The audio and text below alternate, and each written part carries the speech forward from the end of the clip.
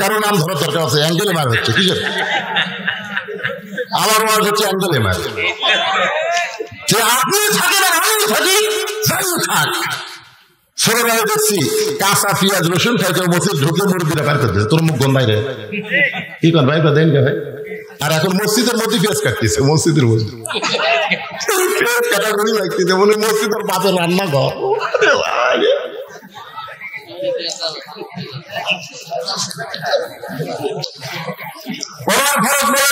গুরুত্ব দিও, আমাদের মধ্যে ফজরের আযানের গুরুত্ব কম না বেশি? দেখবেন অন্য আযানের চাইতে ফজরের আযানে একই শব্দ দুইবার বেশি কয়। আপনাদের এলাকায় কয় নাকি? কি শব্দ? আসসালাতু, বলেন আসসালাতু খায়রুম মিনান নাওম।